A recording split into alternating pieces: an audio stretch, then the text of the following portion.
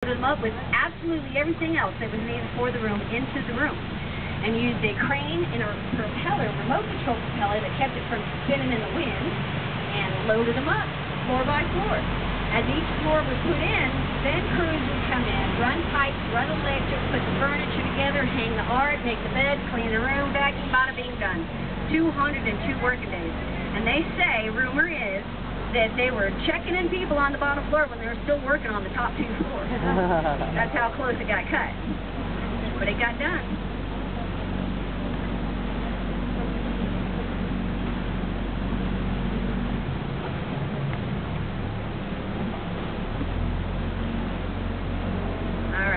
So that hotel there, the Marriott, the one I told you they moved the Fairmont for, over left. I did tell you that, right? Okay, there's 2 hotels right in front of it. And the one to the left, which is attached to the River Center Mall, known as the River Center Marriott. They are both Marriotts, actually. But the one to the left, and this extension over here that you guys were in earlier, will be that one. River Center Mall and that hotel, one big project, 1988. 1985, they had to move a building that was already sitting there because it was a historical building. 1985, they came in and loosened the Fairmont Hotel from its foundations, 3 stories tall, 1,600 tons. Lifted it, built a platform underneath it, and then set the whole thing on to 36 axles on wheels.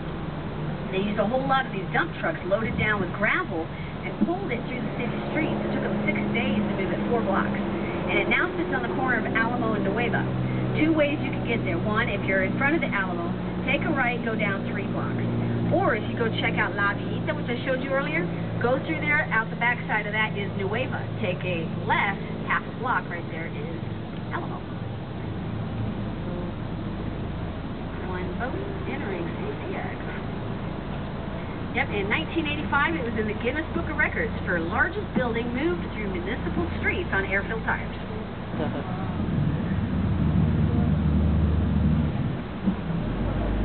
We're coming back in here to what we call CCX, which is the Convention Center. Henry B. Gonzalez Convention Facility. And he is the U.S.'s first Hispanic American elected to the House of Representatives. That was in 1961 during the Kennedy administration. Everything back here is convention facility with the exception of directly to the left here. This is the Hyatt Grand. It has 1,000 rooms. See the connection? Up to the top there, those are condos. All this glass, that's condos, yeah. Good spot. Yeah, that would be a good spot for sure. Next building over is the first building built back here. We now call it the Lila Cocker Theater. It was originally built to house performances and expos for the World's Fair. There's an art piece up there. It's a mosaic, actually. Yeah, it's a lot of detail. I'm not sure why it's not lit up. But it is 22 feet high, 160 feet long. It's got 400,000 1-inch tiles in it. That's quite a piece. Gift from Mexico. Oh, and now you can see peeking. There's the Tower of America. All back behind here is Hemisphere Park.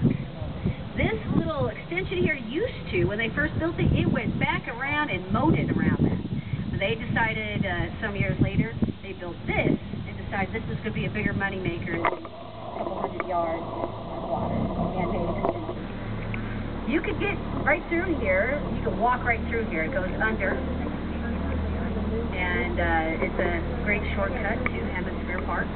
Or you could go down Alamo Street, The building is a street, and the building's on the street.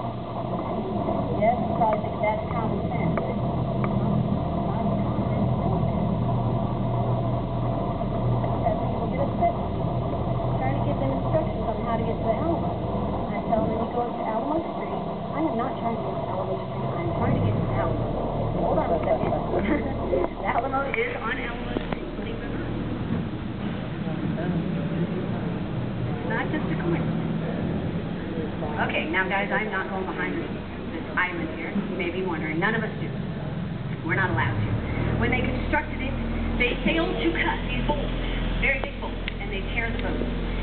So until the city remedies that, we're not allowed to go back there. But I am sure this city has much bigger things to worry about, so it'll probably be a while. Right? I like know, but we'll see. You know how things go. Scheduling and all that. Priorities, who knows. Be nice.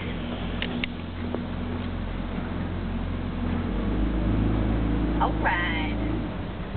So this whole facility is right about 1 million square feet now.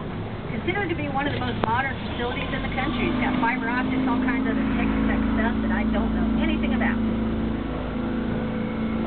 Very nice facility. So we have a great convention facility, and it's downtown. You know, a lot of places, a lot of facilities are actually at airports, so it's a really sweet location. And we got the Riverwalk, we have the Alamo, we have Fiesta, Six Flags, Splashdown, and tourism is the #2 industry for San Antonio.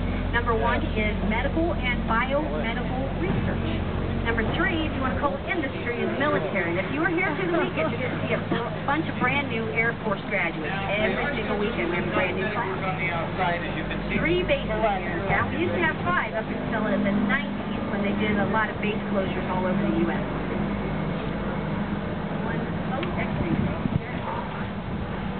#4 is education. We have a lot of higher learning facilities here in San Antonio. Top 5 off the top of my head, no particular order. St. Mary's, UTSA, Trinity, Incarnate Word, and Our Lady of Lincoln. I was also told that by 2011 we will have an A&M in here as well. So a lot of universities. All right, there's my bird. Over on the left, standing right there on the concrete curb, edge of the water. See the ice blended in pretty good. The closer we get, you'll see him blending in with those nubs. Maybe that's why I like that spot. Dang there, yeah.